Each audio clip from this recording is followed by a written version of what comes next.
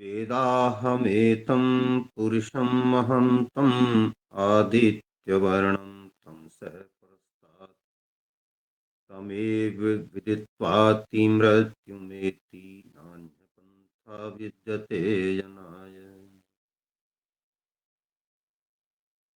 सदन के सभी सम्मानित साथियों, बहनों, भाइयों के लिए हृदय से नमन। जैसा कि अभी आदरणीय सेमवाल जी कह रहे थे कि दिसंबर का जो महीना है, इसका अंतिम सप्ताह कई ऐतिहासिक तथ्यों को, ऐतिहासिक घटनाओं को समाये हुए है। और दुर्भाग्य की बात यह है कि वो हमारे इतिहास से विलुप्त भी कर दिए गए हैं। आप इस बात को हमेशा ध्यान रखें कि इतिहास का विकृतीकरण नहीं हुआ है, बल्कि इतिहास का विलुप्तीकरण हुआ है। और विकृतीकरण से भयानक होता है विलुप्तीकरण। ऐसे ही कुछ तथ्यों को आज हम स्पष्ट करने का प्रयास करेंगे। इससे पहले मैं आदरणीय राम कृपाल जी पटेल साहब का भी हृदय से अभिनंदन करता हूं, जिन्होंने पहले सत्र को बहुत सुव्यवस्थित ढंग से संचालित कर उसको ऊंचाई प्रदान की। इतिहास का शाब्दिक अर्थ निश्चित रूप से ऐसा ही था, इति ऐसा ऐसा ही है, निश्चित आस माने था। जब उसको उसी रूप में, उसी ढंग से, उसी दृष्टिकोण से पढ़ा जाता है, समझा जाता है, तो पता चलता है कि हम अपने गौरवपूर्ण अतीत से जुड़ गए हैं, अपनी राष्ट्र कथा से जुड़ गए हैं, अपने शौर्य से, अपने पुरुषार्थ से, अपने पराक्रम से जुड़ गए। इतिहास की उस गंगा से जुड़ गए हैं जो अतीत में विभिन्न बीहड़ों से निकल करके रास्ता बनाते हुए आगे बढ़ी। परंतु दुर्भाग्य की बात है कि स्वाधीनता के पश्चात इसको जो गौरव मिलना चाहिए था, जो सम्मान मिलना चाहिए था, वो नहीं मिला। गंगा के प्रदूषण पर तो हमारा ध्यान है, लेकिन इतिहास की गंगा कितनी प्रदूषित हो चुकी है, इस ओर ध्यान नहीं। लेकिन देना होगा, और दिया भी जा रहा है। परंतु अभी हम प्रारंभिक चरण के भी प्रारंभिक चरण में हैं। जब आप देखते जाएंगे कितने रहस्य छिपे पड़े हैं, तो कई चीजों से पर्दा उठता जाएगा, कई चीजें हमारे दिमाग में, मन मस्तिष्क में आती जाएंगी, और पता चलेगा कि इतिहासकारों का काम ही इतिहास का लेखन नहीं है, बल्कि उसे जन समर्थन मिलना भी समय की आवश्यकता है। और जन समर्थन के लिए हमें क्या क्या करना है, तप त्याग साधना का कौन सा मार्ग पकड़ना है, ये बात स्पष्ट होती जाएंगी। समझ में आएगा कि किस प्रकार से हमारी धरोहर को विनष्ट किया गया, और विनष्ट करने के पश्चात आज यदि उनका पुनर्स्थापन होना आरंभ हो गया, तो हर मस्जिद के नीचे कोई मंदिर मिलेगा, भारत का शानदार अतीत छुपा हुआ मिलेगा। यहाँ केवल मस्जिद की बात नहीं है, वह संकेत में कह दिया है, लेकिन सच्चाई यही है कि हर कदम पर कोई ना कोई चीज आपको ऐसी छुपी हुई मिलेगी, जिसे देख करके आप जब गोल्डन बाउल को अपने हाथों में लेंगे, तो मालूम पड़ेगा कि अच्छा, यहाँ भी मैं तो इसको लोहे की समझ रहा था। लोहे की नहीं थी, वो सोने की थी। सोने की चिड़िया को मिट्टी में मिला दिया, आज मिट्टी में से ढूंढ करके फिर उसको सोने की चिड़िया बनाना है, तो कितना बड़ा पुरुषार्थ होगा, आप समझ सकते हैं।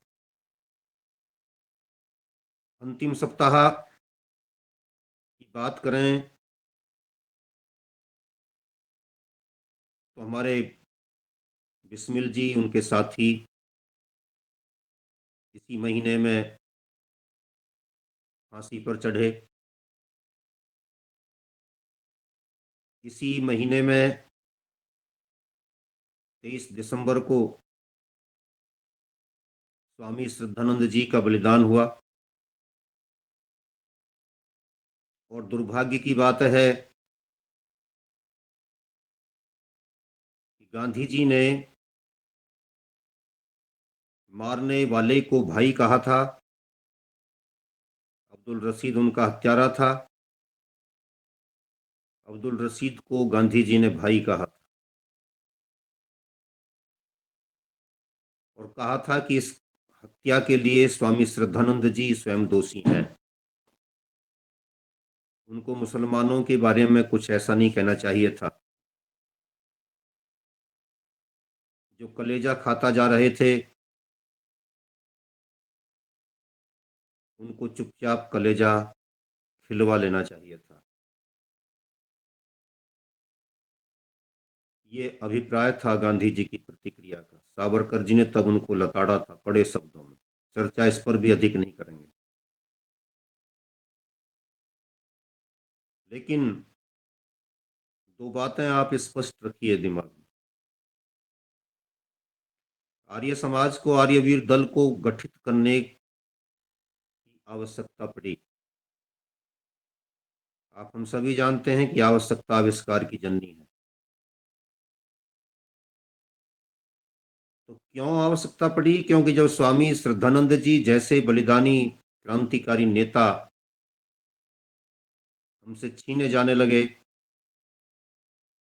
ना तो कांग्रेस कुछ कर रही थी, ना सरकार कुछ कर रही थी, और हमारे अनेक नेताओं का इस प्रकार से हनन कर लिया गया था, उनकी हत्या कर दी गई थी। तो विचार आया कि अपना एक संगठन बनना चाहिए जो अपने नेताओं की सुरक्षा के लिए चाक चौबंद व्यवस्था कर सके।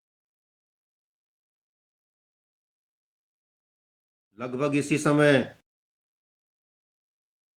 1923 की ये घटना है, 26 की। लेकिन उससे पहले हिंदू महासभा के भी अनेक महारथियों का, क्रांतिकारी नेताओं की हत्या कर दी गई थी। जो जहां चाहता था वहीं पर अपना काम करके भाग जाता था। हिंदू महासभा और आर्य समाज दोनों इस देश की मूल विचारधारा से जुड़ी हुई, इसकी चेतना से जुड़ी हुई संस्थाएं थीं। दोनों मिलकर के काम कर रही थीं। कहीं विचारधारा का कोई विरोध नहीं था। उसके भी क्रांतिकारी नेताओं की जब हत्याएं होनी आरंभ हो गईं, तो फिर उन्होंने भी मिलकर के सोचा कि हमारे पास भी कोई एक ऐसा संगठन होना चाहिए जो हमारे लोगों की सुरक्षा कर सके, वीर युवाओं का। तब वहां पर आरएसएस की स्थापना की गई। दोनों की पृष्ठभूमि पर विचार करना चाहिए, स्थापना क्यों हुई। आपको बकवास करने वाले बहुत मिल जाएंगे। आपने क्या दिया था, देश की आजादी में आपका क्या योगदान था। तब उनसे समझिए, उनको जवाब दीजिए।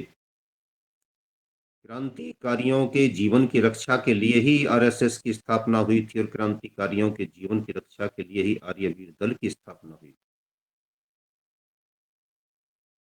इतना ही पर्याप्त है। इस विषय से भी हम आगे बढ़ेंगे। 25 दिसंबर आती है।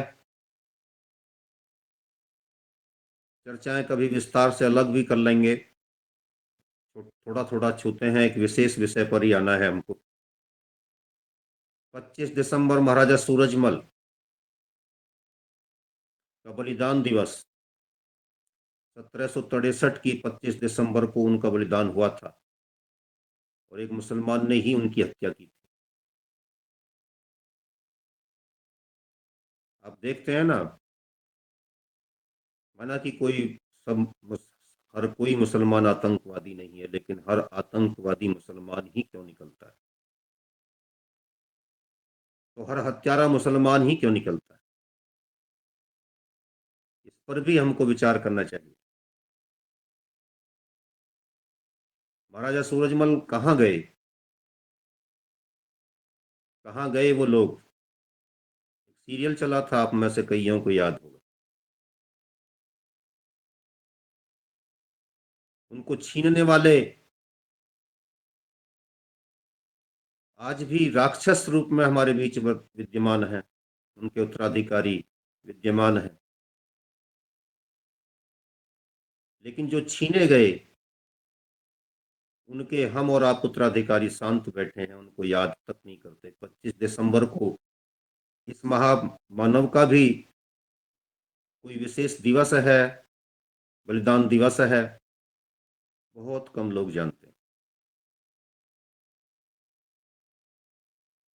जब मराठा यहाँ पर लड़ रहे थे 1761 के पानीपत के तीसरे युद्ध में, और जब वो विदेशी आक्रमणकारी अब्दाली से हार करके उनकी सेना लौट रही थी, थके मादे लोग थे, बहुत कम सेना उल्टी लौट रही थी, लेकिन हथियार विहीन थे, कईयों के पास कपड़े तक नहीं थे। तो कल्पना कीजिए, उन्हीं चीजों में जाकर के खड़े हो जाइए। पानीपत के मैदान से जब यहाँ कड़ाके की ठंड पड़ती है, तो वो वीर महापुरुष, मैं वीर महापुरुष कह रहा हूं प्रत्येक सैनिक के लिए, क्योंकि उनका उद्देश्य इस देश की संस्कृति की रक्षा करना था, इस देश के धर्म की रक्षा करना था। इसलिए उनके भीतर वीरता तो थी ही, महानता भी थी।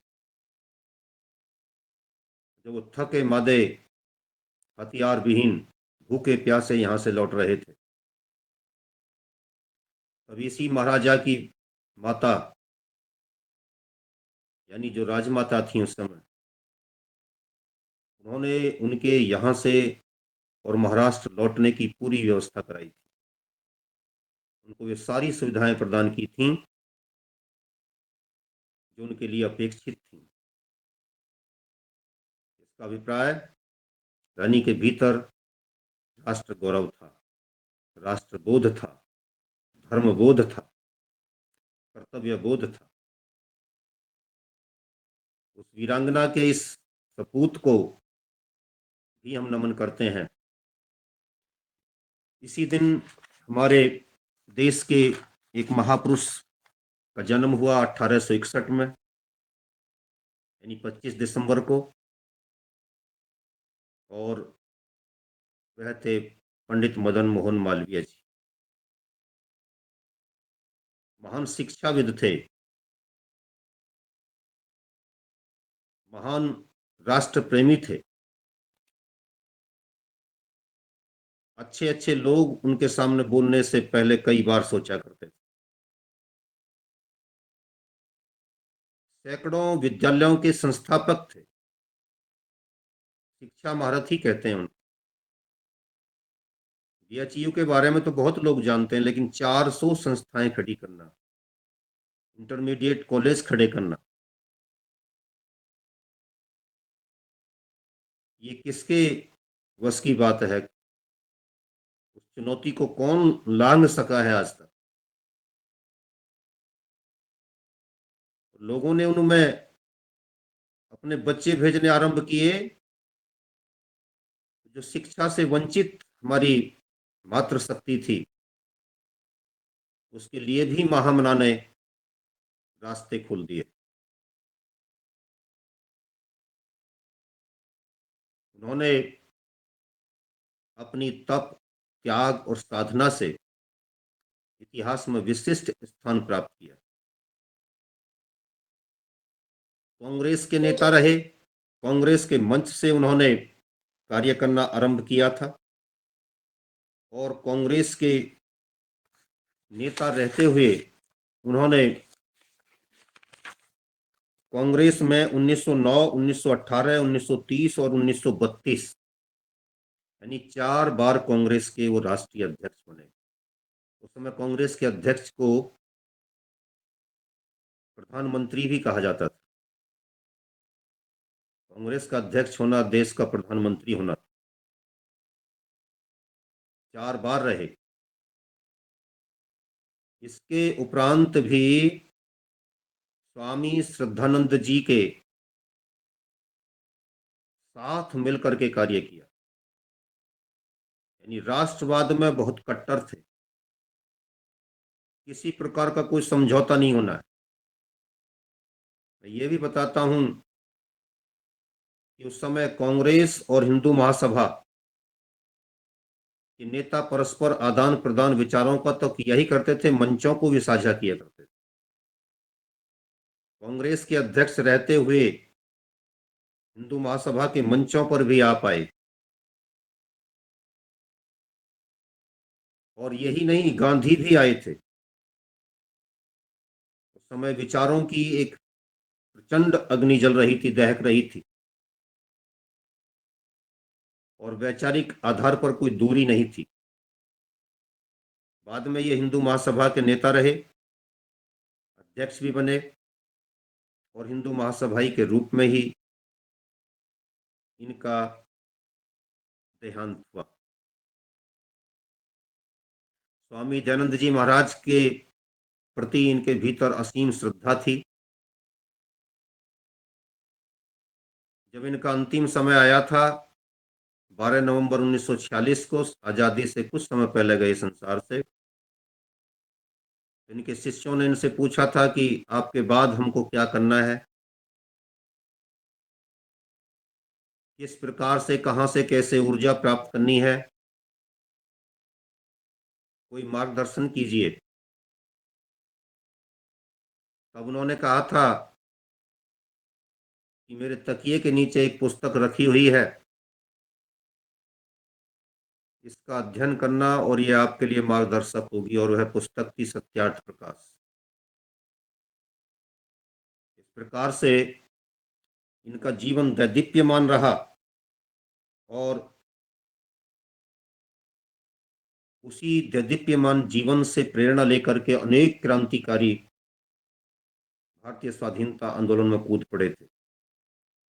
जलियांवाला बाग में जो आज आप देखते हैं, वहां पर एक विशेष स्मारक बना हुआ है। उस स्मारक को बनाने में आपकी प्रेरणा रही थी, आपने ही वो काम करवाया था। यह जो हिंदुस्तान अखबार आजकल आप पढ़ते हैं, इसकी संस्थापना आपने की थी, बहुत कम लोग जानते हैं। उसके आप संपादक भी रहे थे। और हिंदुस्तान टाइम्स के तो 1924 से 1946 तक निरंतर आप संरक्षक रहे।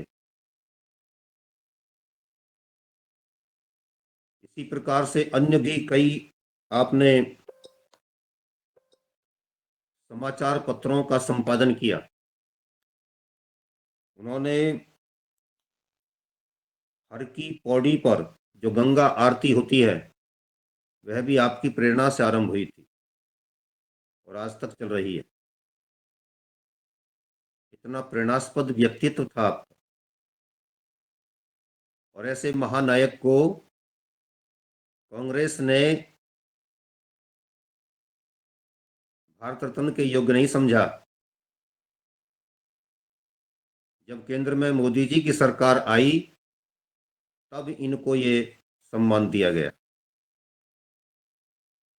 इससे पता चलता है कि उनके प्रति सरकार का दृष्टिकोण क्या रहा था, यानी कांग्रेसी सरकार। फतेह सिंह जोरावर सिंह का आज बलिदान दिवस है। आज ही के दिन कहीं कहीं 27 तारीख भी लिखी होती है, उनका बलिदान हुआ था।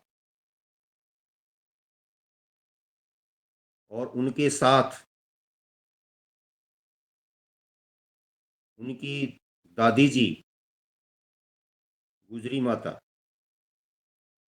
उनका भी तुरंत घटना के बारे में सुनते ही तुरंत देहांत हो गया। तीनों वीर पुत्रों का, तीनों दोनों वीर पुत्रों का और उनकी दादी जी का एक साथ संस्कार कराया गया था। तब उन्होंने वहां पर एक लखी साहब बंजारा औरंगजेब के सामने उपस्थित हुआ था और उसने कहा था कि इनका सब मुझे दे दीजिए। लखी साहब बंजारे से क्रूर अत्याचारी औरंगजेब ने कहा कि सोने की असरफियां बिछा दीजिए, जितने स्थान पर आप सोने की असरफियां बिछा देंगे उतना अंतिम संस्कार के लिए स्थान आपको मिल जाएगा। लखी साहब बंजारे ने यही किया, धरती पर सोने की असरफियां बिछाई और उतनी असरफियां उसको दे करके वो जमीन खरीद करके उस पर अंतिम संस्कार किया। आज इतिहास से विलुप्त है वो गुजरी माता, वो लखी साहब, जोरावर सिंह फतेह सिंह कहाँ चले गए। अगर उनकी देशभक्ति और लखी साहब की स्वामी भक्ति, इस राष्ट्र के प्रति उनके समर्पण के इस उदात्त भाव को आज की युवा पीढ़ी को पढ़ाया जाता, तो राष्ट्रभक्ति की जो गंगा बहती, उसके समक्ष ये भ्रांत धारणाएं जो समाज में व्याप्त हो गई हैं, मिलीजुली संस्कृति, भाईचारा, फला फला, ये सब ध्वस्त हो गई होती और सचमुच में भाईचारा इस देश में स्थापित हो गया होता। छद्मी पाखंडी लोगों ने छद्मी और पाखंडी इतिहास हमको पढ़ाया और ये दर्द कितने ही लोगों के दिलों में उठा। 1947 से आज तक और वो चले गए कि मेरे देश का वास्तविक इतिहास पढ़ाया जाना चाहिए। इस प्रकार से हमारे देश में ये जो अंतिम सप्ताह है ये विभिन्न घटनाओं से भरा हुआ है। 27 दिसंबर 1704 को ये घटना घटित होती है और उसी समय मुंदा बैरागी ये संकल्प लेता है कि जिस मुगल शासक ने ये कार्य किया है और जिस वजीद खान नाम के सरहिंद के नवाब के मार्गदर्शन में ये कार्य संपन्न हुआ है, उसकी ईंट से ईंट बजा दूंगा। 1704 की घटना है, कहीं 1705 भी आ जाता है और उसके 9-10 साल बाद यानी 1714 में सरहिंद की ईंट से ईंट बजाकर इसका प्रतिशोध लिया गया था और थोक के भाव शांति दूत काटे गए थे। कोई किसी प्रकार का रहम नहीं दिखाया गया। जिन जल्लादों ने, जिन दुष्टों ने, जिन राक्षसों ने उस घटना पर तालियां बजाई थी वो छोड़े नहीं गए थे। उनके साथ वही हाल हुआ था जो योगी आदित्यनाथ करते हैं। संभल में जो जो लोग कहीं दिखाई दिए हैं टीवी कैमरे में, सबको पकड़ लिया गया और यही इलाज होता है। शासक को गर्म होना ही चाहिए। तो ये घटना भी उस दिन हुई थी। अब आते हैं दूसरी तरफ, जो आज का मुख्य विषय है। प्रयास करेंगे कि उस पर भी थोड़ा सा जल्दी में प्रकाश डाल दें। अभी जो यहाँ पर मैं ये भी बताना चाहूंगा, अटल जी को मैंने जानबूझ करके छोड़ दिया है। वह भी एक महामानव, क्योंकि वो सब हम उनकी घटनाओं से, जीवन से अच्छी तरह परिचित हैं, लेकिन उनको भी हम नमन करते हैं। 25 दिसंबर उनकी भी जयंती होती है। अब दिल्ली की तरफ चलते हैं और दिल्ली को छोड़ दीजिए, इंद्रप्रस्थ में पहुंच जाइए। इंद्रपुरी, इंद्र नगरी, इंद्र राजा की राजधानी, जिसका उद्घाटन जिसका शिलान्यास विश्व के महामानव, हम आप सबके इष्ट, हम आप सबके लिए प्रेरणा के स्रोत श्री कृष्ण जी महाराज के द्वारा किया गया था। जॉर्ज पंचम के द्वारा 1912 में देश की वर्तमान राजधानी दिल्ली, लुटियंस दिल्ली के बारे में तो सब जानते हैं। जिस विदेशी लुटेरे ने लूट के लिए यहाँ पर राजधानी का निर्माण कराया था, उसके बारे में जानते हैं। लेकिन इंद्रप्रस्थ का शिलान्यास किसने किया था? और उससे भी पहले इसको इंद्रप्रस्थ कहते थे, लेकिन खांडव प्रस्थ के स्थान पर जो नई इंद्रप्रस्थ तैयार की जा रही थी, उसका उद्घाटन था ये। तो उसके बारे में लोग कम जानते हैं। उस नगरी में कैसी कैसी सड़कें बनाई गई थीं, किस प्रकार से जंगल को काट करके नगर बसाया गया था, नगरों में बने भवनों की क्या क्या विशेषताएं थीं, तनिक अपने महाभारत को पढ़िए, सब जानकारी मिल जाएगी। आज के नगरों की रूपरेखा, नोएडा, ग्रेटर नोएडा, चंडीगढ़ आदि की रूपरेखाओं पर जब हम चर्चा करते हैं तो आश्चर्य करते हैं। लेकिन जरा उस समय के बारे में विचार कीजिए तो दांतों तले उंगली दबाएगा आदमी।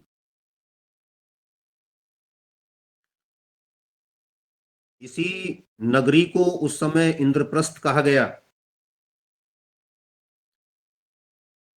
और यह इंद्रप्रस्थ का जो उल्लेख है, इसी के लिए जब श्री कृष्ण जी विराट नगरी से हस्तिनापुर आए थे, पांडवों के दूत के रूप में आए थे, तो उन्होंने हस्तिनापुर के दरबार में खड़े होकर के याचना करते हुए, प्रार्थना करते हुए कहा था कि इंद्रप्रस्थम वृकप्रस्थम स्वर्णप्रस्थम च जयंतम ददाति चत्वारि ग्रामान कंचिदेकम च पंचमम।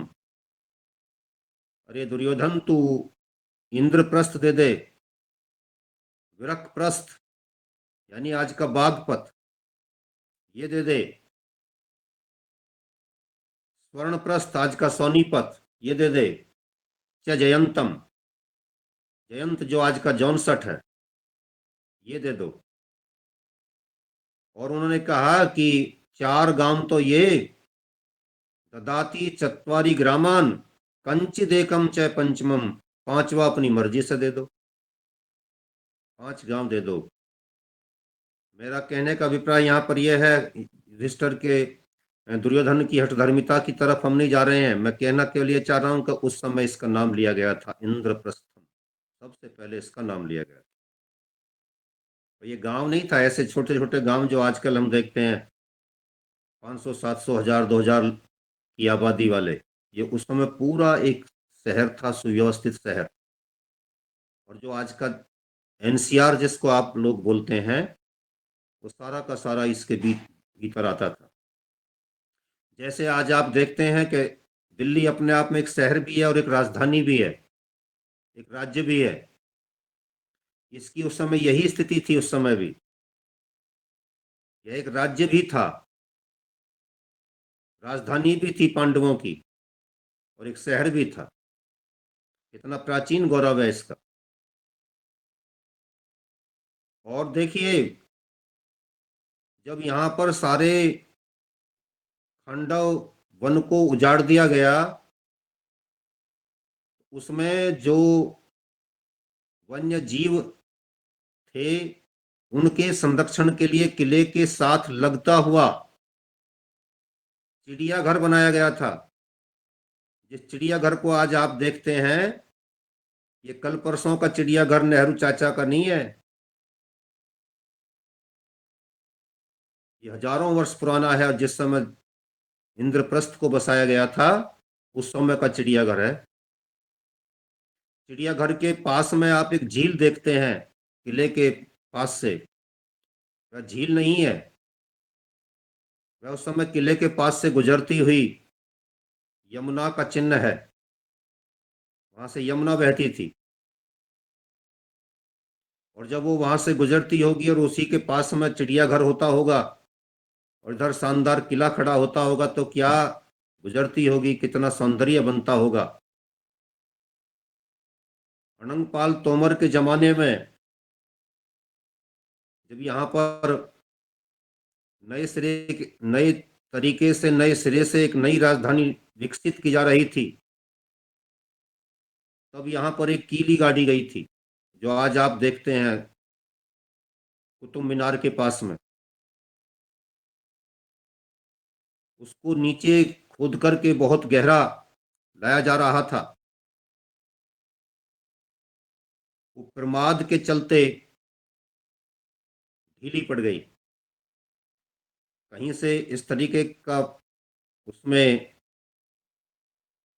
त्रुटि रह गई कि कहीं से वो ढीली पड़ी, तो कीली तो ढीली पड़ी। अब जहां कीली ढीली थी वहीं पर डल्ली बन गई, दिल्ली, देहली। और ये देहली शब्द जो है, ये महाभारत से ही आता है, जब हस्तिनापुर के लोग इंद्रप्रस्थ को पांडवों की देहली कहा करते थे, यानी उनकी देहल, देहरी, जो आज हम किसी के घर के द्वार के लिए बोलते हैं, पांडवों की देहरी। तो पांडवों की देहली से ही दिल्ली शब्द विकसित हुआ, उसको कीली ढीली पड़ी से बल मिला। लेकिन फिर भी ना दिल्ली कोई शब्द है, ना ढिल्ली कोई शब्द है, कोई शब्द नहीं है ये। तो हमको मांग करनी चाहिए कि अपने देश की राजधानी का नाम इंद्रप्रस्थ होना चाहिए। दिल्ली किल्ली ये कुछ कोई शब्द नहीं, इनका कोई मीनिंग नहीं। और इसके लिए मैं आपको बताना चाहूंगा कि आईने अकबरी का जो लेखक है अबुल फजल, उसने भी ये कहा है कि उस समय जब हुमायूं इस देश में आया और वह दिल्ली में पहुंचा, तो आईने अकबरी का लेखक लिखता है कि इंद्रप्रस्थ के किले में उसने लूट पाट मचाई थी। यानी जो पुराना किला है, इसका मतलब हुआ कि हुमायूं से पहले से था, ये तो यही मानते हैं। और इनके मानने के उपरांत भी ये बात स्पष्ट हो जाती है कि उस समय इसको इंद्रप्रस्थ कहते थे। इसके उपरांत भी दिल्ली को मुगलों से जोड़ा जाता है, पुराने किले को हुमायूं से जोड़ा जाता है, और उसमें पुराने किले में हुमायूं का मकबरा बना करके एक प्रकार से उसके नाम कर दिया ये किला। कितना बड़ा पाप है, कितना बड़ा घात है देश के इतिहास के साथ। वहीं पर आज होना चाहिए कि हम अपने पुराने वैभव का गीत गाता हुआ पुराना किला तैयार करें। इसी किले के भीतर वो भव्य भवन बना था, जो मेरठ के, जिसको उस समय मैं राष्ट्र कहा जाता था। मैं मैं मैं जैसे जय या लिखा जाता, मैं नाम के एक अभियंता ने इंद्रप्रस्थ का निर्माण किया था, इस किले का निर्माण किया था, और इसके भीतर उस भवन का निर्माण किया था जहां पर गीले में सूखा और सूखे में गीला दिखाई देता था। जब ये भवन बनकर के तैयार हो गए थे, नगरी बनकर के तैयार हो गई थी, जब श्री कृष्ण जी ने उस मैं नाम के अभियंता को, जो आज का मेरठ का क्षेत्र है, ये सारा का सारा उसको दान में दिया था, इसलिए उसका नाम पड़ गया था महाराष्ट्र। तो महाराष्ट्र से पहले महाराष्ट्र भी इस देश में था, लेकिन आज हम उसको मेरठ बोलते हैं। महाराष्ट्र के लोग मेरठी हो जाते हैं और महाराष्ट्र के लोग मराठी हो जाते हैं, लेकिन इतिहास कितना प्यारा है, इतिहास की तरफ देखना चाहिए। उसी समय राजा मिहिर भोज ने यहाँ पर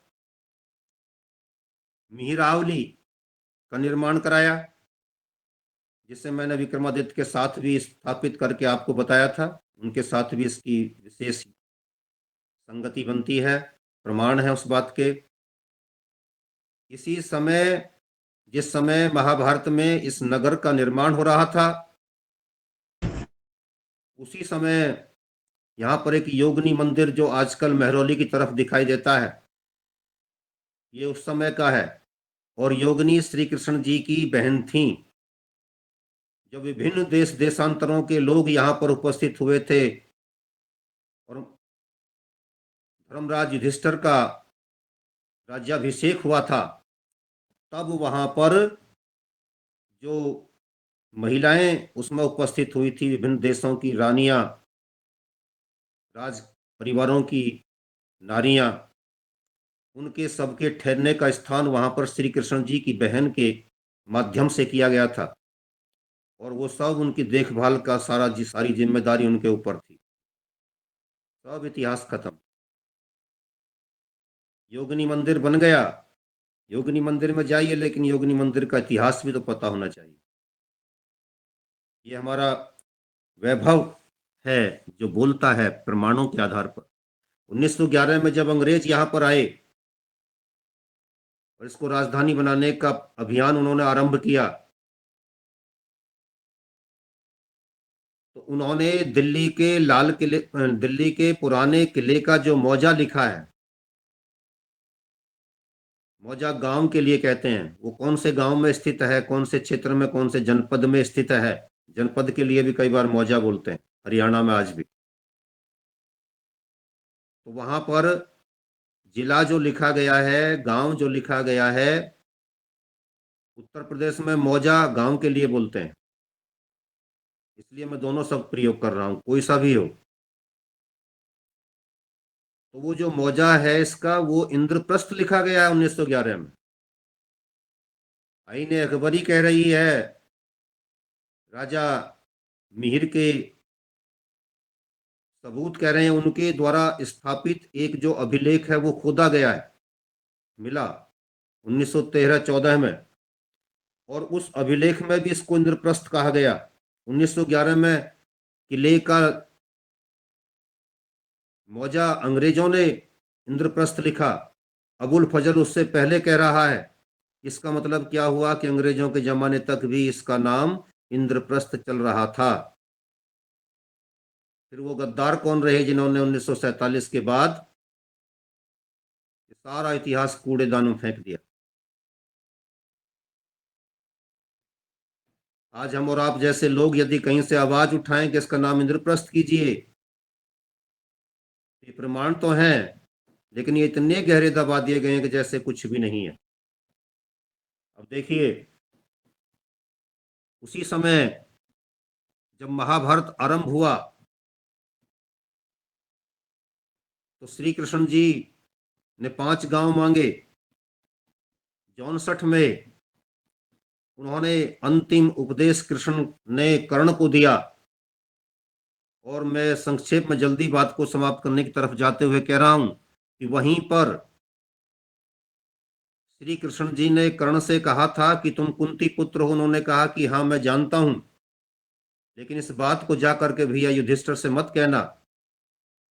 यदि आपने उनको ये बात जाकर के बता दी तो इसका परिणाम होगा कि मैं आपसे मिले हुए वो कभी राज्य नहीं लेंगे, सत्ता प्राप्त नहीं करेंगे, और जब वह सत्ता प्राप्त नहीं करेंगे तो वो राज्य को मुझे दे देंगे और मैं इस राज्य को दुर्योधन को दे दूंगा।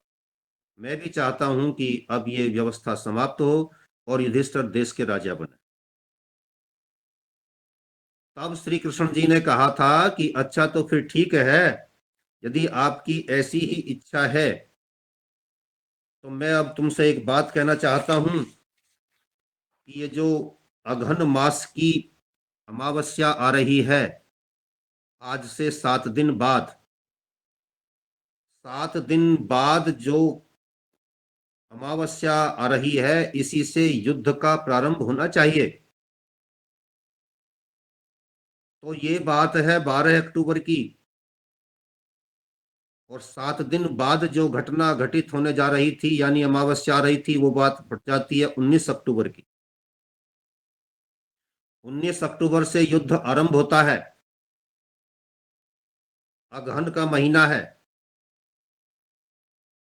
तारीख भी दे दी, तिथि भी दे दी। तो 19 तारीख से यदि युद्ध आरंभ हुआ तो 28 अक्टूबर तक भीष्म पितामह युद्ध में कौरवों की ओर से सेनापति के रूप में उतरे और काम किया। युद्ध चला 5 नवंबर तक। सारे प्रमाण हैं मेरे से, कोई फोन पे पूछ ले, मैं बोलता, लेकिन समय की मर्यादा का ध्यान रखते हुए नहीं बोल रहा हूं। 5 नवंबर तक युद्ध चलता है। इसके बाद 5 नवंबर को ही युधिष्ठिर युद्ध के पश्चात सीधे भीष्म पितामह के पास पहुंचते हैं। उनसे आशीर्वाद लेने के लिए, जहां पर वो मृत्यु शैया पर पड़े हुए थे, वहां पहुंचते हैं। उनके साथ अन्य प्रमुख लोग भी हैं। तब वो भीष्म पितामह युधिष्ठिर से कहते हैं कि युधिष्ठिर, अब तुम आराम से जाकर के हस्तिनापुर में जाकर के राजकाज संभालिए, व्यवस्था को बनाइए, और अब से सही 50 दिन पश्चात मेरे पास आना। उस समय मैं प्राण त्यागूंगा, क्योंकि अब 50 दिन शेष हैं सूर्य के उत्तरायण में आने में। सूर्य के उत्तरायण होने पर मैं प्राण त्याग करूंगा। 5 नवंबर के सही 50 दिन पश्चात सूर्य के उत्तरायण की गति आरंभ हुई। तो 25 दिसंबर थी। उस समय दिसंबर का महीना नहीं होता था, लेकिन तिथियों को देखिए, मैं आज की तिथियों के आधार पर उसको जोड़ करके बता रहा हूं। तो हमारे देश में अब ये प्रमाणित हो चुका है। आचार्य दार्शनिक लोकेश जी बताते हैं, उनके प्रमाण हैं, अनेक ग्रंथों के प्रमाण हैं, ज्योतिष के प्रमाण हैं कि सूर्य उत्तरायण में आता है 22 दिसंबर को।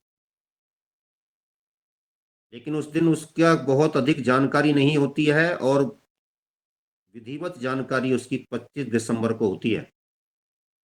तो संसार का सबसे बड़ा युद्ध, जिसमें 47,23,310 लोग मारे गए थे। एक जो अक्षौहिणी होती है, उसमें 1,09,350 सैनिक होते हैं। 65,610 उसमें अश्वारोही होते हैं। 21,870 उसमें रथ होते हैं। 11,870 उसमें हाथी होते हैं।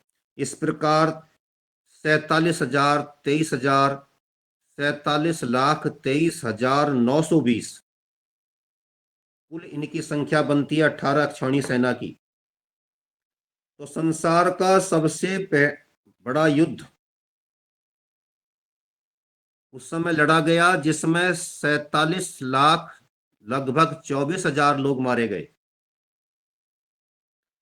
तो 47,24,000 लोगों का अंतिम प्रतीक रूप बड़ा दिन माना गया। इससे बड़ा श्रद्धांजलि का कोई दिन नहीं हो सकता था, जिस दिन संसार का सबसे बड़ा व्यक्ति जा रहा था संसार से। तो जैसे कांग्रेस ने 30 जनवरी को शहीद दिवस घोषित कर दिया। शहादत तो दी नहीं कांग्रेस ने, कोई भी गोली से इसका नेता नहीं मरा, कोई फांसी पर नहीं चढ़ा, लेकिन फिर भी जितने भर भी लोग स्वतंत्रता आंदोलन के रहे और वो कहीं ना कहीं मारे गए। उन सब के लिए प्रतीक रूप में 30 जनवरी रखी गई। ऐसे ही जो 18 दिन में 18 अक्षौहिणी सेना, 18 ही दिन और 18 ही अक्षौहिणी सेना मारी गई थी, यानी लगभग 2.5 पौने 3 लाख लोग प्रतिदिन मरते थे। आप तनिक कल्पना कीजिए कि उनका प्रतिदिन संस्कार होता था। प्रतिदिन सारी डेड बॉडीज वहां से उठाई जाती थी, सबका विधिवत संस्कार होता था। कितना ईंधन आया होगा, कितने लोग उनके उठाने में लगे रहे होंगे, और कितने बड़े क्षेत्र में उनका अंतिम संस्कार होता होगा, कितनी चिताएं जलती होंगी। 2.25 लाख प्रतिदिन, 3.25 लाख, ये सब व्यवस्थाएं थीं।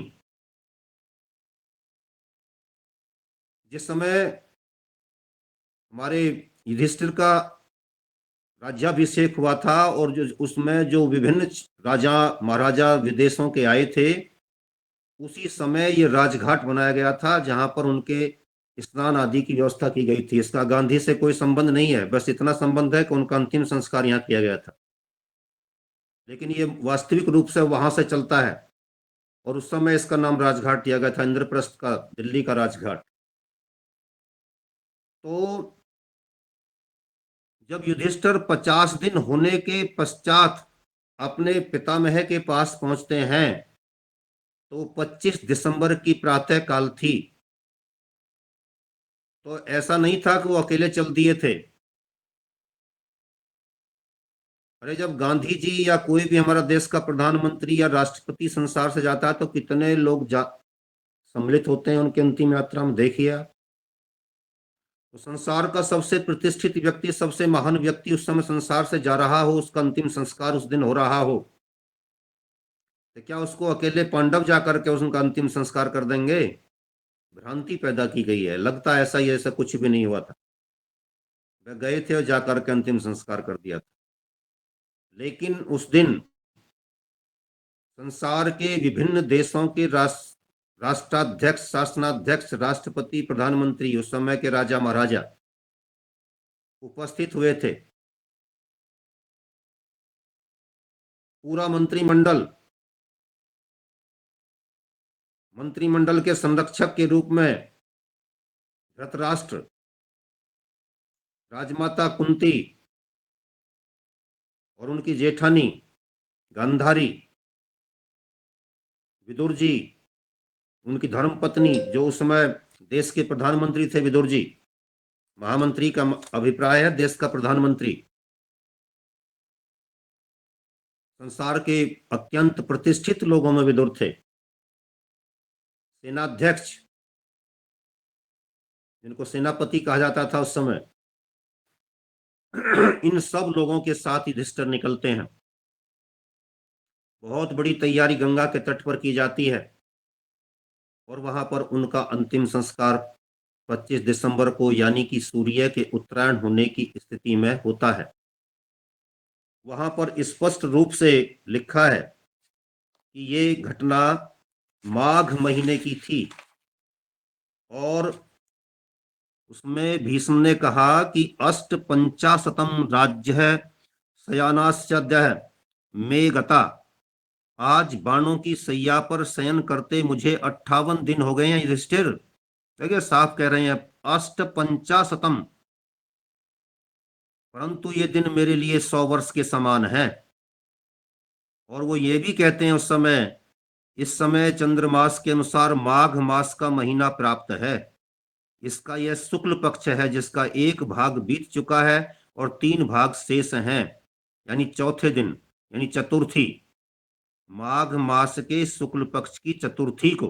अब अघन के उस समय से जो अमावस्या होती है, उससे लेकर के आज के तारीख तक आ जाइए, 25 दिसंबर तक। तो जो मैं अक्टूबर की बात आपसे कह रहा था, अक्टूबर, नवंबर, दिसंबर उस समय नहीं थे, निश्चित रूप से नहीं थे। लेकिन जब श्री कृष्ण जी ये कहते हैं कि अघन मास की अमावस्या से युद्ध आरंभ कीजिए, और यहाँ पर भीष्म पितामह कह रहे हैं कि 58 दिन मुझको इस पर लेटे हुए हो गए हैं, उसमें 10 दिन और जोड़ दीजिए तो 19 अक्टूबर युद्ध के प्रारंभ की तिथि आ जाएगी।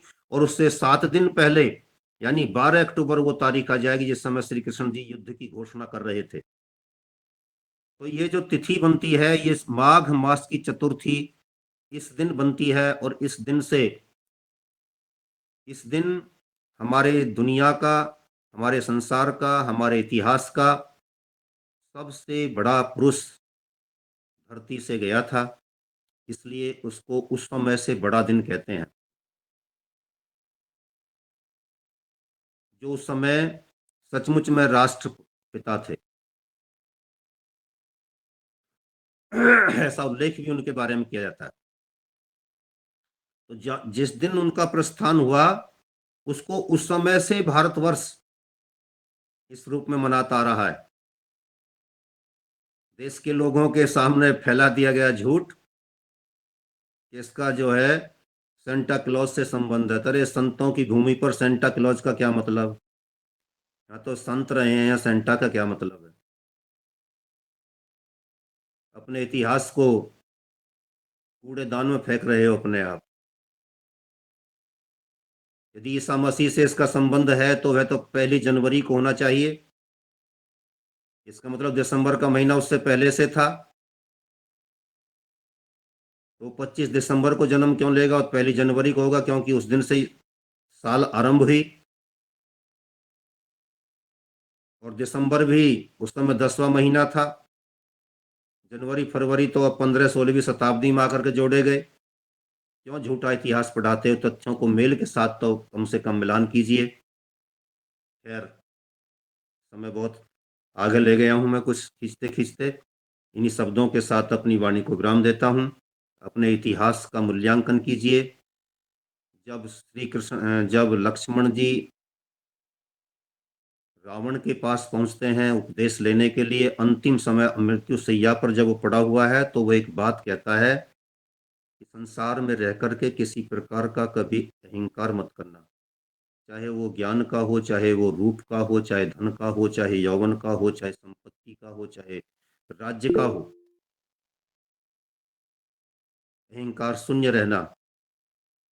और सुन लक्ष्मण, मेरे और तेरे भाई के बीच अंतर केवल इतना है कि मुझे ज्ञान का अहंकार था और तुम्हारे भाई को अहंकार का ज्ञान था। बस इस दो के कारण उनको सदगति प्राप्त हो रही है और मुझे मेरी ये दुर्गति हो गई है। तो हम ज्ञानी बने, तपसी बने, लेकिन अहंकार शून्य रह करके बने। इन्हीं शब्दों के साथ वाणी को विराम देता हूँ। ओम शांति।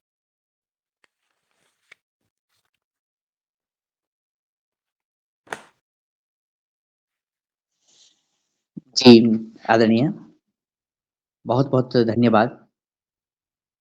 किस तरह से जो अंग्रेजी माह का अंतिम सप्ताह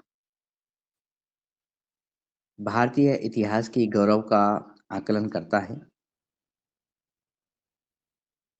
और साथ ही किस तरह से आपने भी काल गणना को, युगों युगों से बीती हुई तिथियों को,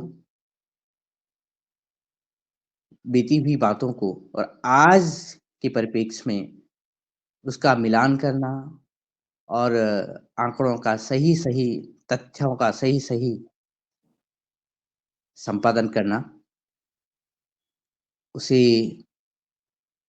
सरलता के साथ आगे बढ़ाना, यह भी किसी काल पुरुष, किसी महापुरुष के ही बस की बात है।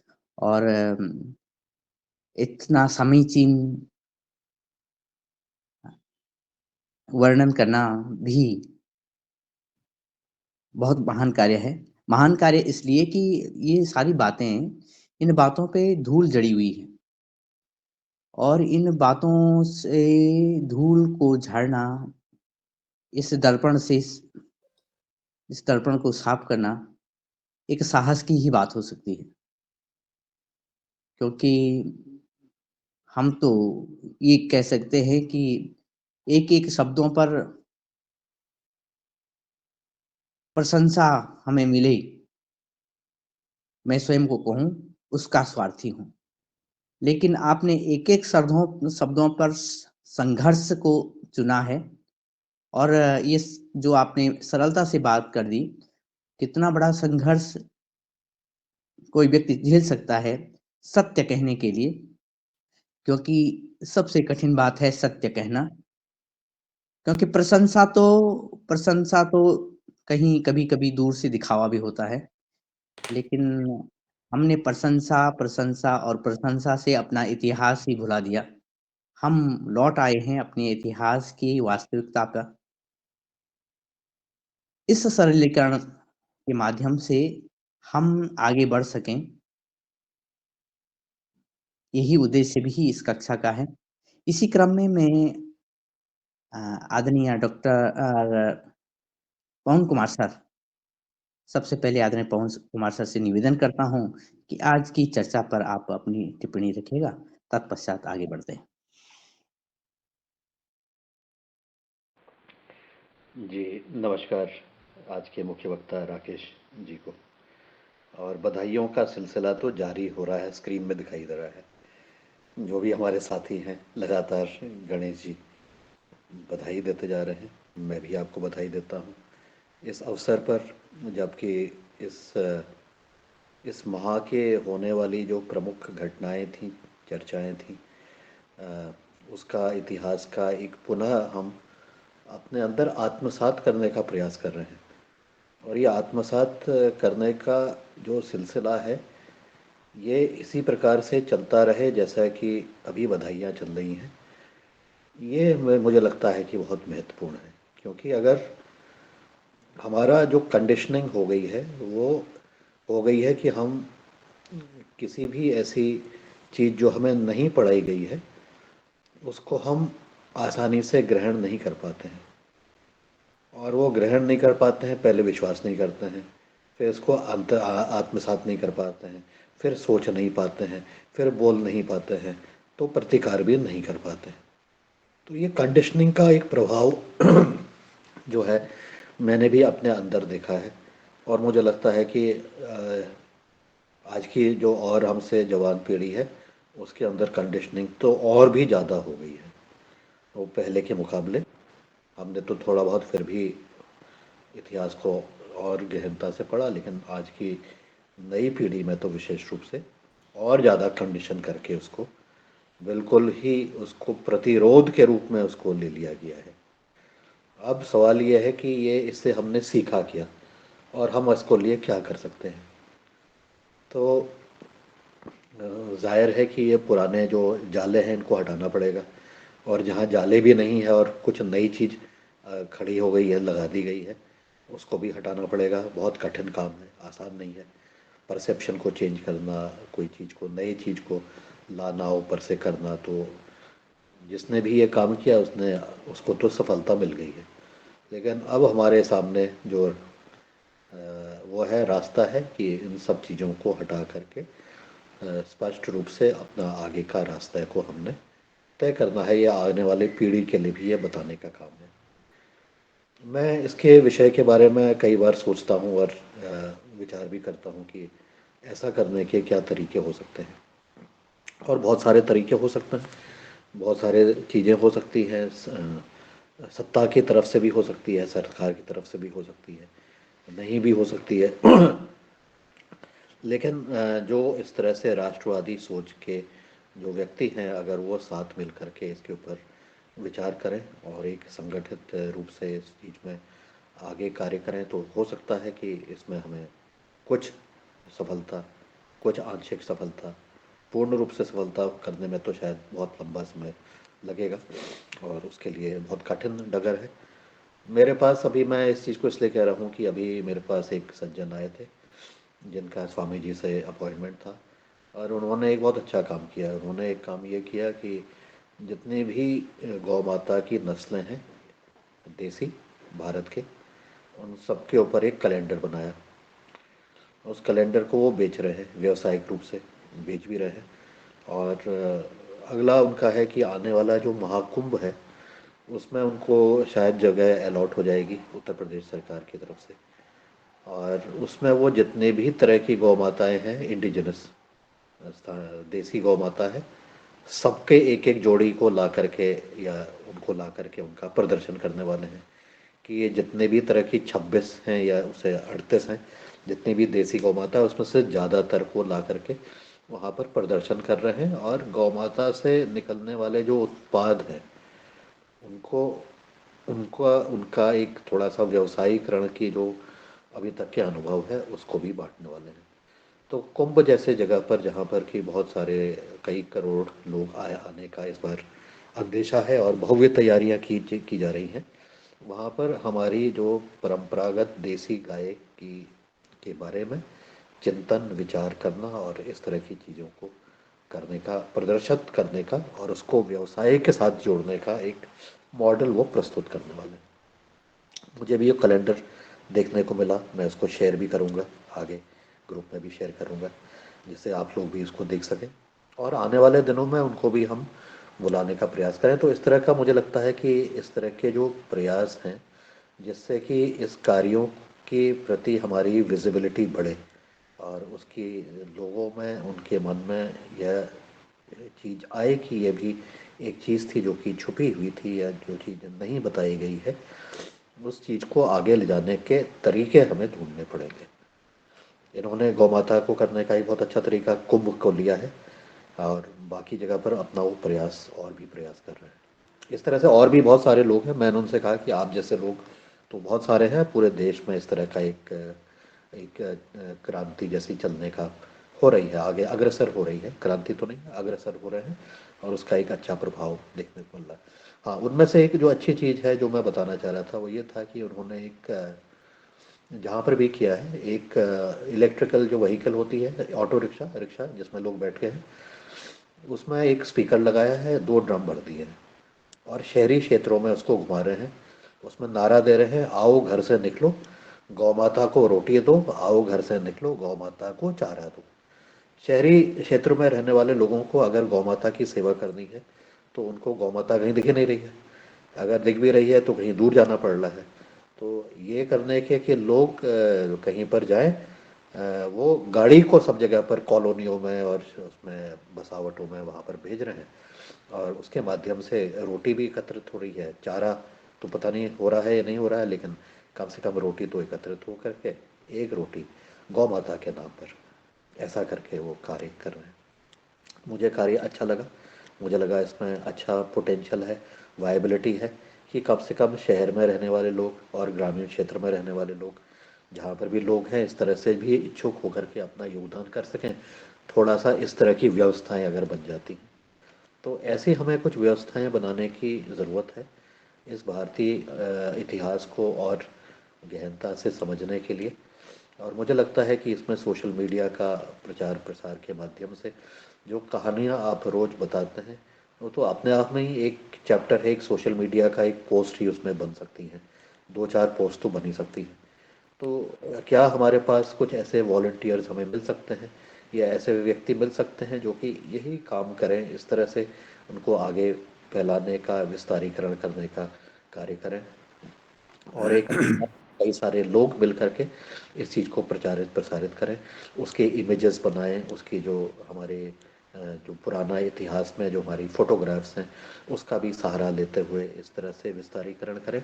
मुझे लगता है कि जनमानस में थोड़ा सा तो इसका एक कदम हम आगे बढ़ेंगे और इस तरह के कई सारे और भी कदम हमें लेने की ज़रूरत है जो कि शिक्षा के माध्यम से है, जो कि हमारे और त्योहारों के माध्यम से है, जो हमारे कथावाचकों के माध्यम से है, जो कि हमारे मेलों और प्रदर्शनियों के माध्यम से है।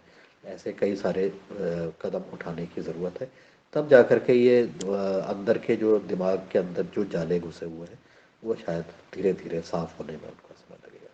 मेरा इतना ही कुछ विचार था आज के लिए और इस विषय पर मेरी सदन से भी अनुरोध है कि इस पर भी अगर कोई व्यक्ति ऐसा करना चाहे तो उनको हम साथ लाएं और उनके माध्यम से आगे बढ़ने का प्रयास करें।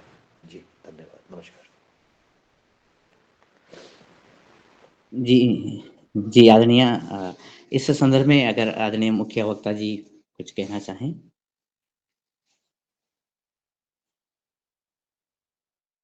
आदरणीय पवन जी का हमेशा ही उत्तम मार्गदर्शन मिलता है, ये भी बहुत अच्छा मार्गदर्शन आपकी ओर से आया है। मेरा विचार इस पर ये बन रहा था, जब आपकी चर्चा चल रही थी और आप मार्गदर्शन दे रहे थे, जो कुंभ का मेला आ रहा है, इसमें चित्रों के माध्यम से प्रदर्शनी वहाँ पर लगाई जाए। जो चीज़ें बहुत पीछे छूट गई हैं, छूट दी गई हैं, जिनके पीछे षड्यंत्र काम कर रहा था, उनको उजागर करते हुए कुछ विशेष चित्र तैयार किए जाएं।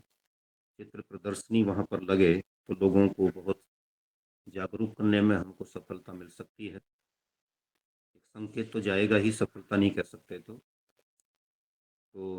इस पर यदि पूज्य स्वामी जी इस तरीके की व्यवस्था कराने में अपना आशीर्वाद हमको प्रदान करें, तो हम सब मिल करके इसको आगे बढ़ा सकते हैं और एक अच्छा संदेश दे सकते हैं। आपके आशीर्वाद के लिए बहुत बहुत धन्यवाद, हृदय से आभार।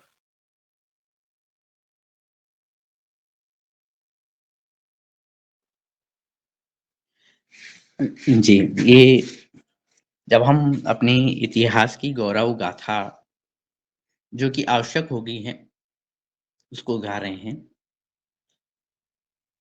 उसी संदर्भ में जो आदरणीय पवन सर ने जो बात रखी है कि देश में एक बयार तो चलने को है, ये निश्चित बात है।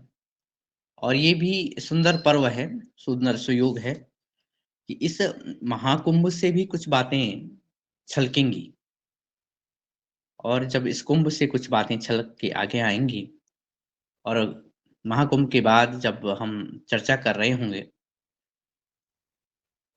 तो मुझे लगता है जैसे आदरणीय पवन सर ने कहा कि कुछ अपवादी लोग जो कि लीक से हट कर के काम करने चाहें, काम करने वाले हों, वो करेंगे। वो निश्चित ही करेंगे, ऐसे मेरे मन में आदरणीय पवन सर के विचारों से ये वार्ता सामने आ रही है। क्योंकि लीक पर चलने वाले लोग तो कई हैं, अपने विषय को लेकर के और उस पर पॉलिश करने वाले तो कई हैं। लेकिन जहाँ पॉलिश करनी है, जहाँ धूल झाड़ना है और जहाँ स्वयं के साथ राष्ट्र को सँवारना है, उस महिमा की बात संभवतः इस महाकुंभ से आगे निकलेगी और निश्चित ही जो सज्जन जिनसे आपकी वार्ता हुई, वो भी इस क्रम में अपना मार्गदर्शन देंगे। और इसी संदर्भ में आदरणीय सदस्यों से भी निवेदन करता हूँ कि उनके मन में कुछ भाव हों, तो 1-2 क्योंकि समय का तो कुछ थोड़ा बहुत अभाव है, लेकिन 1-2 प्रसंग हम ले सकेंगे। जी, आदरणीय रमेश चंद मेहरा सर। जी ओम, सदन को नमन। और आज की जो पूरी वार्ता हमने सुनी है, उस वार्ता में हम इतिहास में देखते हैं कि लोगों ने छल किया है, कपट किया है, लूटा है, डाका डाला है और वो प्रक्रिया निरंतर चल रही है और आज भी चल रही है। कल मैं एक यूट्यूब पे देख रहा था कि जो हमारे कल्पना चावला और विलियम जो कि अंतरिक्ष में खोज कर रही है, उन दोनों का कपट पूर्वक अंत किया जा रहा है और ये प्रक्रिया निरंतर जारी है। और इन प्रक्रियाओं से हम क्या सबक ले रहे हैं, इस पर भी हमें गौर करना चाहिए, क्योंकि ऐसे लोगों का जो जो वो कुछ प्राप्त करते हैं, उसको प्राप्त करने के लिए वो उन्हें खत्म ही कर देते हैं। ऐसा मैं महसूस कर रहा हूं कि जो आपने हमें जो आज ज्ञान दिया है, जो बात समझाई है, उसमें यही सब लग रहा है। झूठे मक्कारी, डाका, लूटना, ये सब चल रहा है। तो इस पर कुछ अवश्य ही ध्यान वर्तमान में हम भविष्य में क्या कर सकते हैं, इस पर सोचना चाहिए। जियो।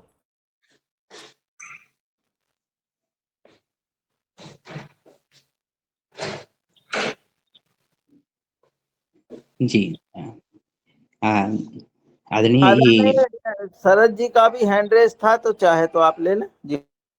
जी, निश्चित ही आदरणीय शरद सर तक हम जाएंगे। उनसे पहले आदरणीय डॉक्टर विनोद कुमार भट्ट सर का हैंड रेज है। तत्पश्चात हम आदरणीय शरद वर्मा सर के पास भी आएंगे और फिर एक आज की सत्र भी संपन्न करने की घोषणा आदरणीय करेंगे। डॉक्टर विनोद कुमार भट्ट सर, प्रथम आप। जी, धन्यवाद, बहुत बहुत धन्यवाद। सादर प्रणाम आर्य जी, डॉक्टर आर्य जी। मुझे एक प्रश्न था जो थोड़ा सा मुझे ऐसा लग रहा था कि जो अशर्फियों की बात थी वो बिछाने की, वो कोई टोडरमल जी की बात करते हैं, तो मैं इसके बारे में थोड़ा संशय मेरे मन में था, तो आप इस पे प्रकाश डालेंगे क्या? थोड़ा रिपीट करें जी, क्या कह रहे थे आप? वो जो शहजादों के लिए जो जमीन थी उनके संस्कार के लिए, हाँ जी, तो उसको कहीं पे वर्णन मैंने पढ़ा था कि वो टोडरमल जी ने उसके लिए अशर्फियां दी थी, तो हाँ जी, ये टोडरमल ही है, बिल्कुल ठीक कह रहे हैं आप। वो लकी शाह गलत कह गया मैं, बिल्कुल सही सुधार कर लिया आपने, यही था। सभी नोट कर लें इसको, टोडरमल ही थे। जी, मुझे थोड़ा सा मैंने कहा। हाँ हाँ, नहीं नहीं नहीं, लकी शाह दूसरे हैं जो गुरु तेग बहादुर जी के जमाने में हुए। जी। हाँ जी, बहुत अच्छा किया आपने, सुधारा गया है। नहीं सुधारा नहीं, मैं आप प्रश्न, धन्यवाद, बहुत बहुत धन्यवाद जी, सादर प्रणाम। ये जो ये मुन्नीलाल जी, जो ये आज का जो टॉक है, प्लीज इसको जो है इसको जल्दी से जल्दी लोगों को पहुंचाने का कष्ट करें, और ये मेरा विनम्र निवेदन है दिनेश जी से भी कि इसको जरा जल्दी से जल्दी लोगों तक पहुंचाने का कष्ट करें। धन्यवाद जी सर, आज ही इसको शेयर कर देंगे सर, सारी मीडिया पे सर। जी, निश्चित ही सर, निश्चित ही। और धन्यवाद आपका। आप वार्ता में शामिल हुए और आपने एक तथ्य पर बात रखी, और ये संभवतः है और ये होना भी चाहिए कि हम वार्ता में भाग ले रहे हैं, और हम इस कुंभ से कुछ छलकाने की आवश्यकता जो आन पड़ी है, उसकी तरफ आगे बढ़ रहे हैं। इस संदर्भ में आदरणीय पवन सर ने भी कुछ आह्वान किया है, और तो आदरणीय भट्ट सर ने कुछ बातें रखी हैं। तो इस एक समग्रता को लेते हुए हम आगे बढ़ेंगे, और इस समग्रता के साथ जब हम पहुंचते हैं आदरणीय शरद वर्मा जी तक, तो हम निवेदन भी करेंगे कि आप अपनी बात रख करके आज की सत्र को संपन्न करें। जी, दिनेश जी बहुत धन्यवाद। और आज की इतनी गहन चर्चा बहुत महत्वपूर्ण है, और जो जहां जहां इतिहास में सनातन के लिए जो भी लोगों ने प्रॉब्लम खड़ी करी है, वो सारी उजागर होनी चाहिए। और हमारे आचार्य जी तो बहुत अच्छे से हम लोगों को सारी बता रहे हैं। हम लोगों ने महोदय जी पूरे देश का ज्यादा तो नहीं, पर थोड़ा बहुत भ्रमण किया है। हमने देखा कि एक हिस्से में जरूर मंदिरों को तोड़ के मस्जिद बनाई गई, लेकिन एक हमारा पूरा हिस्सा है जहाँ पे कभी भी मंदिर तोड़ के मस्जिद नहीं बनाई। तो क्या ये बोलते हैं 800 साल से मुसलमानों ने कब्जा किया? मैं तो मानने को तैयार नहीं हूं कि पूरे भारतवर्ष पे इन लोगों ने कब्जा वो किया होगा। 800 वर्ष तक कहते हैं कि शासन चलाया, तो मुझे नहीं लगता। इन्होंने, ऐसा लगता है कि भारतवर्ष के कुछ ही जगह पे अपना शासन चलाया होगा, ऐसा मुझे लगता है। क्योंकि एक घटना थी शिवाजी से संबंधित, कि वो जब युद्ध कर रहे थे, तो उस समय एक मुसलमान बच्ची को वहां पे पकड़ा गया और खड़ा किया गया उनके सामने। तो उन्होंने बच्ची को ऊपर से नीचे तक देखा बड़े उससे, और फिर अपने सिपाहियों को बुलाया कि इसको अपने विधिवत इसके घर पे वापस इसको छोड़ दिया जाए, जहां से भी ये आपने पकड़ के लाए हैं। तो वो बच्ची ने क्षमा याचना करके पूछा, महोदय मुझे एक क्वेश्चन अगर परमिशन मिले तो मैं कर सकती हूँ। तो उन्होंने कहा करिए। तो उन्होंने कहा कि आपने मुझे ऊपर से नीचे तक देखा, और उसके बाद बोले मैं ये समझा कि अगर इतनी सुंदर मेरी माँ होती तो मैं कितना सुंदर होता। ये उनके शब्द थे, और ये उन्होंने छोड़ा। कि अगर इतनी सुंदर मेरी माँ हो जाती तो आज मैं इतना सुंदर होता। ये उनके भाव थे, ये सनातनी के भाव हैं, जो भाव बार बार उजागर होते हैं, जिनको दबाया गया है। और ऐसा लगता है कि आधा जो देश अपना है, कुछ ही हिस्से में शायद इन लोगों ने वो किया है, बाकी तो पूरा देश जो है वो मुगल शासन से मुक्त रहा है। जी महोदय, प्रणाम। ये आपने बहुत अच्छा सुझाव भी दिया है, प्रश्न भी आपका बहुत समसामयिक है।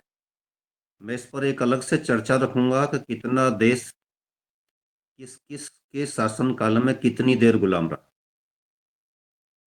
और इस पर पिछले 18,000 वर्ष का एक शोध प्रबंध है जो जी मध्य जी प्रदेश सरकार की ओर से जारी हुआ था।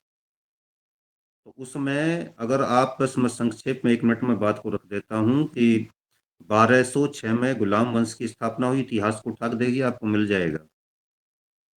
और 1526 में ये सल्तनत खत्म हो गई, और ये सल्तनत अलाउद्दीन खिलजी के जमाने में थोड़ी देर के लिए 10-5 साल के लिए दक्षिण तक पहुंची थी, बाकी सिमट करके फिर मध्य प्रदेश से भी इधर आ गई, उत्तर भारत की तरफ रह गई। और जो आपका बिहार है थोड़ा सा ये रह जाता है, फिर थोड़ा सा कभी कभी बंगाल तक पहुंच जाते हैं, बाकी सारा क्षेत्र जो है आज़ाद रहता है। इसके बाद आ जाता है मुगल वंश। मुगल वंश को आप देखेंगे तो 1555 से जब ये अकबर आता है तो उसके ज़माने से इसका विधिवत शुभारंभ होता है। यदि इसके काल से इसका शुभारंभ माना है, शुभारंभ शब्द मैं इन्वर्टेड कोमा में लेकर कह रहा हूँ, यहाँ से इसका शुभारंभ माना है तो 1707 में ये खत्म हो गया, तो 150 पौने 200 साल मात्र। तो 150 पौने 200 ये, 250 उनका, तो कुल मिलाकर के 350, लेकिन 250 150 यानी कि 400 वर्ष के करीब हो जाता है। 400 सारों का रहा है, और सारों का भी कितनी कितनी देर कहाँ कहाँ पर रहा ये उसमें हम स्पष्ट करेंगे। तो कहीं पूरा भारत गुलाम कभी नहीं रहा, ये भी उसमें स्पष्ट करेंगे। आपका प्रश्न मार्मिक है और इस प्रश्न पर चर्चा करते हुए समाधान देंगे। धन्यवाद। जी महोदय जी।